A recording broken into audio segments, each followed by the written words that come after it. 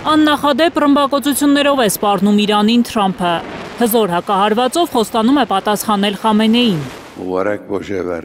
Նրանք սպառնում են ինչ-որ վատ բան անելով։ Մենք չենք կարծում, թե կհամարձակվեն, բայց եթե դրսից չարիք գործեն, ինչը քիչ հավանական է, հզոր հակահարված կստանան, մեր պատասխանը կոշտ կլինի։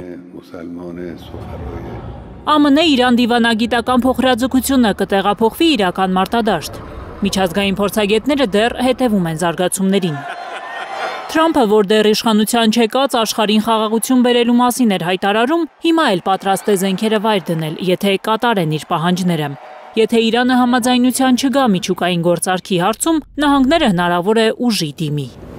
Իրանի նախագահ Մասուդ Փեզեշքյանը ճիշտ չի համարում Վաշինգտոնի հետ ուղղակի բանակցությունները, կխոսեն ԱՄՆ պաշտոնյաների հետ անուղղակի։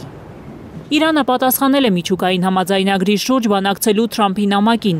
Արտգործնախարար Աբբաս Արաղչին հայտարարել է, որ մարտի 27-ին Օմանի միջնորդությամբ են այն ուղարկել։ Նամակի բովանդակությունը չբացահայտելով, Արաղչին ասել է, որ այդ թղթի վրա ամբողջությամբ ներկայացված են Թեհրանի տեսակետները։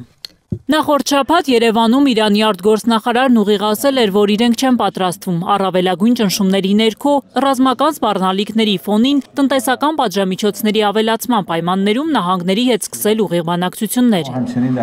Իսկ ԱՄՆ նախագահը չի ուզում զիջել։ Երկու շաբաթից նահանգները երկրորդական մաքսատուրքեր կսահմանի Իրանի դեմ։ Թրամփը լրագրողներին ասել է, թե երկու պետությունների պաշտոնյաները բանակցում են միջուկային գործարքի շուրջ։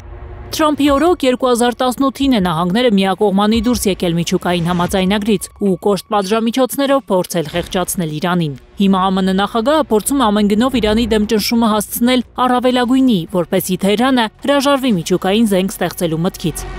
Այսօր ԱՄՆ պատժամիջոցների պատճառով Իրանի տնտեսությունը մեղմ ասած լավ վիճակում չէ։ Այդ պայմաններում Թեհրանը անիմաստ է համարում բանակցությունները Թրամփի վարչակազմի հետ։ Գանե Մովսիսյան, Հարություն Մաթևոսյան, Հայլուր։